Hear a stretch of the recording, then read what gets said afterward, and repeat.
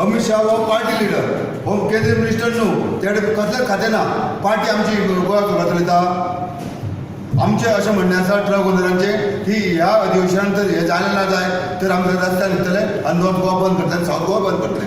काय खंय येवपाक दिवपाचें ना, सगळे मायल्स येता ते बंद. आणि आम्ही प्रकाशनचा टॅक्स बी सगळं भरलेलो आसा.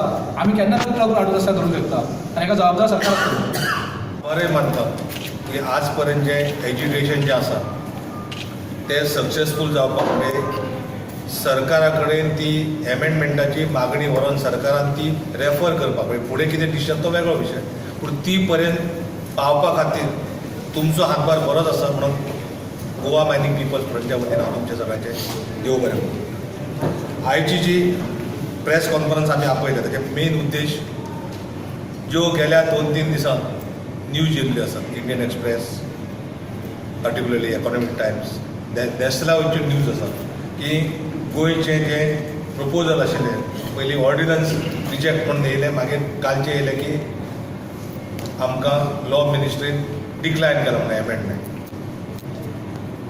आतां ही न्यूज खरी आसा की खोट आसा तो भाग वेगळो, पूण as a organisation Goa mining people's front हें जे आमी जे डिसिजन कितें घेतलेलें आसा तें डिसिजन शेवट पर्यंत आमी लढटले आनी एमेंडमेंट करून घेवपाचो आमी प्रयत्न करतले हो आमचो निश्चय आसा.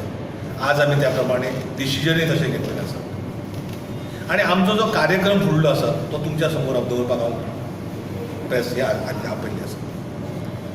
जो पयलीं तुमकां कन्वे केल्लो आसा की आमचो future of course of action जो आसतलो तो दिल्ली धरणां 11, 12, 13 पार्लमेंट सेशन 11 तारखेक सुरू जाता. 11, 12, 13 तारखेक हो दिल्ली धरणां आमचो कार्यक्रम आसता.